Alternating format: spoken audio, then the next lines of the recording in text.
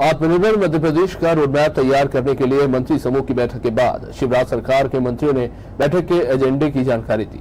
मंत्रियों ने अपने अपने विभाग की प्राथमिकता गिनाते हुए कहा कि सीएम शिवराज सिंह चौहान की अगुवाई में इन प्राथमिकताओं को पूरा करेंगे। मेरे पास कृषि विभाग है। हमने मध्य प्रदेश के किसानों को आत्मनिर्भर बनाने के लिए एक तो प्रधानमंत्री स्वामित्व योजना लेकर जो आए, उससे प्रॉपर्टी गांव की मालिकाना हक मिलेगा। ये आजाद भारत का प्रधानमंत्री जी का, भारत सरकार का सबसे बड़ा गांव के विकास में योगदान है। सबसे बड़ी योजना है। सही मायने में गांव अब आजाद हुए हैं। अब किसान सिर्फ खेती नहीं करेगा। अभी तक किसान खेती करता था, उसको खाद, बीज और दवाई, ट्रैक्टर, हार्वेस्टर, मोटर के लिए, इंजन के लिए ऋण मिलता था और वो खेती करता था घाटे की।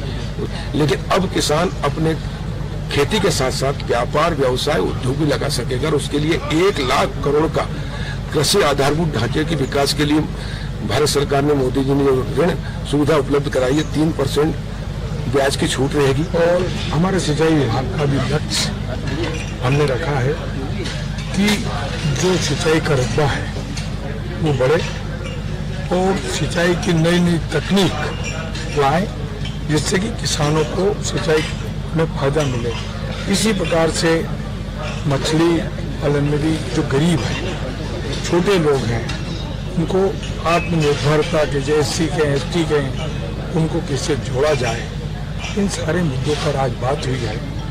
सिंचाई विभाग और मछली पालन, इन दोनों पर विस्तृत से चर्चा हुई। मैंने भी अपने डिपार्टमेंट खनिज विभाग से और श्रम मंत्रालय की बातें हमने रखी हैं कि आज मेरा डिपार्टमेंट भी, जो भी हमारी 31 मिनरल्स पॉलिसी अभी नई आ रही है, उसमें 75% रोजगार हम लोकल के लोगों को दे रहे हैं। और उसमें हमारा सबसे पहला डिपार्टमेंट ये है कि कोरोना जैसे काल में आज हमारा डिपार्टमेंट हमारा टारगेट अचीव कर रहा है और भविष्य में भी हम बहुत जल्दी और भी हम नई खदानें ला रहे हैं, जिससे कि हमारा रेवेन्यू जनरेट होगा। श्रम मंत्रालय में भी जो हमारे प्रवासी मजदूर आए थे, उनके लिए भी हम लोग काम कर रहे हैं। रोजगार सेतु जो बना था, उसमें करीब हमारे 43,000 लोग रजिस्टर हो गए हैं जिनको काम मिला है। अब उसमें हम उन्नति, एक पोर्टल जो हमारा केंद्र का आ रहा है, उससे हम टाइप कर रहे हैं। तो जो हमारे प्रवासी मजदूर बाहर जा रहे हैं, उनको भी हम वही सुविधा दे पाएं जो हम अपने प्रदेश में दे पाते हैं। इस पर भी हम काम कर रहे हैं। मैंने बताया कि मध्य प्रदेश का उच्च शिक्षा विभाग देश का पहला उच्च शिक्षा विभाग है, जिसने कोरोना काल के बावजूद भी UG और PG की अपनी परीक्षा सफलता के साथ संपन्न कराई।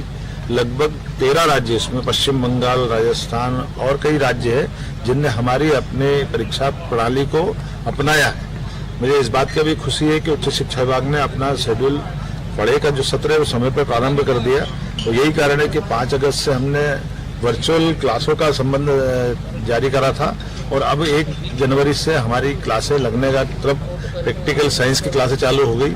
10 तारीख से UG PG की फाइनल और आपदा प्रबंधन की मीटिंग के बाद 20 जनवरी से हमारी बाकी क्लासें भी चालू हो जाएगी। हम चिकित्सा शिक्षा विभाग में हमारे जो भी चिकित्सा शिक्षा के छात्र हैं, उनको उनकी एक बीमा योजना लेके आ रहे हैं, जिससे उनका एक्सीडेंटल और उनकी मृत्यु का जो कवरेज है वो होगा।